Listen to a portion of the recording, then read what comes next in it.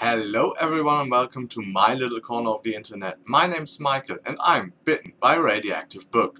You might wonder why I'm a bit out of frame here, but you will soon see why this is necessary. Because this is the first iteration of Michael Reads Marvel, the segment on my channel where I talk about reading Marvel comics, of course. So, how does this work? Every week I'm going to show you what comics I've actually bought and maybe talk a little bit about those.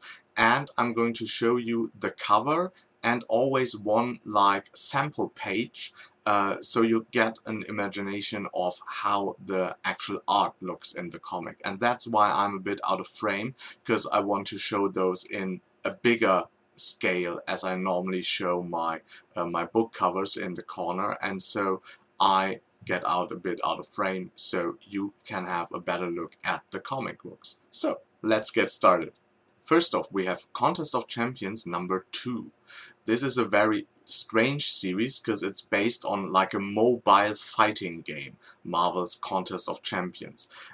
So the basic idea is that a lot of cosmic beings are bored and want to have fights on some distant planets. And they pick Marvel characters from various universes, alternate realities, and pit them off against each other, to fight each other.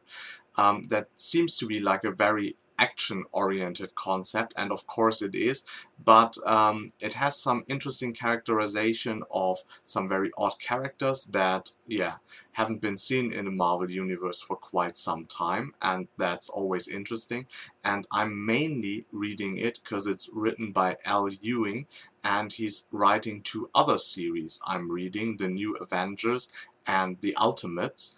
And I hope that there are crossovers between the series, and so I want to read like everything that Al Ewing is writing, because he is an awesome writer, has great characters, and I'm really looking forward to see what he's going to do with Contest of Champions. Next up we have Doctor Strange. Doctor Strange is the like master magician of the Marvel Universe. He is the so-called Sorcerer Supreme, the defender or the first defender of everything that has to do with magic in the Marvel Universe. Doctor Strange is a relatively unknown character, but he is going to get his own Marvel movie next year. So Doctor Strange will be a huge star in the upcoming year, and so it might be of interest to just start with his series, especially if you come from being more of a fantasy reader and you like magic, because the series is actually full of magic and demons and other stuff, hellish creatures. So yeah, if you want to get your freak on, then that's the book to go. Next up we have Drax. Drax is of course one of the Guardians of the Galaxy that most of you will know from the movie. Now he's getting his first solo series.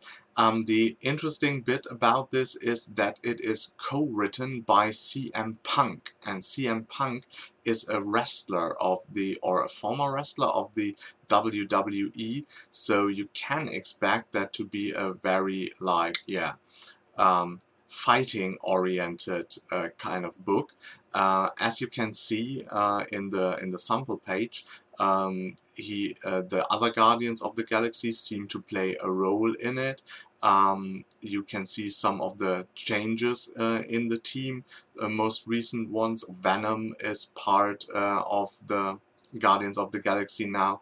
The Thing is a part of the Guardians of the Galaxy now, and of course with Star-Lord having to be like the king of Spartax, Kitty Pryde, his girlfriend, not girlfriend, we don't know, is taking over as the Star-Lord. So if you're interested in the Guardians, then make sure to also pick up Drax, because I think all the Guardian books will somehow complement each other. Next up we have one of the series I'm very, very excited about. If you talk about mythological gods and the Marvel Universe, the first name that always pops to mind is of course Thor. But if you're a long-time reader of the Marvel Universe, you will know that there are other gods as well. And one of those is Hercules. And Hercules has been one of the Avengers in the time I was reading it. He has a past with a relationship with She-Hulk, for example. And Hercules now gets his own book, and that is really interesting because, as far as I know, there is the legend. That's the word I'm looking for. The legend of Hercules having to do his labors, and now Zeus has tasked him to do the labors again and do something for the actual people in the world. So that's going to be interesting. The next book I have for you is Nova, and it's the #1 issue as well. Nova you might also know from the Guardians of the Galaxy, because there was the Nova Corps. So Nova is like a title.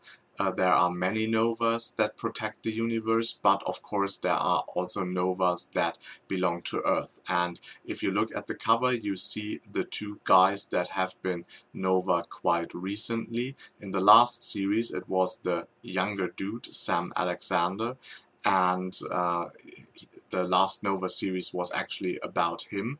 And Nova seems to be like a very teenager-oriented book in the same style as the old Spider-Man titles, as maybe Miss Marvel. Maybe it's a Miss Marvel book for younger male readers, but it has the same kind of fun lightheartedness. I think you can see it in the way the characters are drawn in the sample page, that it is a book aimed toward young adult readers as well. So that's going to be very interesting.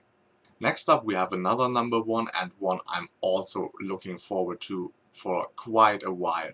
It's one of my favorite characters of the Avengers. It's the Vision. When I read a lot of the Avengers in the 90s, the Vision was a huge part of the Avengers. He was married to the Scarlet Witch there, and now he is back with a very interesting concept, because the Vision always struggles with his humanity. He's an android, and if you know like the troubles of Mr. Data from Star Trek, you will know what the Vision has for issues as well, never really knowing if he's a machine, if he's a human. And now he tries to discover his human side, and it seems that he is also plagued by hallucinations, and the only way to shut those down is to lose his memories. And so he tries to rediscover what it is to be human, and so he tries this by creating himself an android family and living an urban life. Very strange concept, but I'm really looking forward to it because it seems to be like a very unique book. And last but not least, we have the Extraordinary X-Men. This will be like the flagship book of the mutant titles in the all-new, all-different Marvel Universe. And you can see the lineup of the new X-Men in or on the cover. And of course, a very interesting component as well. It's the green Terrigen Mist. And if you followed like Marvel's Agents of S.H.I.E.L.D., for example, or all the Inhumans books lately, you will know that a huge burst of the Terrigen Mist was set free, and a lot of new Inhumans were created. For example, Miss Marvel, Kamala Khan, is an Inhuman that was created by this Terrigen Mist. And the Terrigen Mist, besides creating so many new Inhumans, has a very bad effect on mutants. It's kind of, killing them, or at least they suffer from the Terrigen Mist. So it seems to be that Marvel wants to set up the mutants and the Inhumans up against each other, and this will be a wider conflict within the Extraordinary X-Men. And it's kind of an interesting lineup, because we have X-Men from various different timelines, as the new Jean Grey is, or not the new Jean Grey, the Jean Grey that came from the past is part of the team. Old Man Logan is part of the team, and there are a lot of classical X-Men heroes that make this book very exciting, like Nightcrawler or Cyclops, for example. So that's it for this first issue of Michael Reads Marvel. I hope there were some interesting series for you in there as well. Yeah, let me know if anything strikes you that you'd like to read or pick up or want me to go into more detail on later on. Yeah, and if you enjoyed this video, please hit the like button. If you want to see more of me, subscribe to my channel. And of course, until next time, I hope you get bitten by a really good book too. Bye!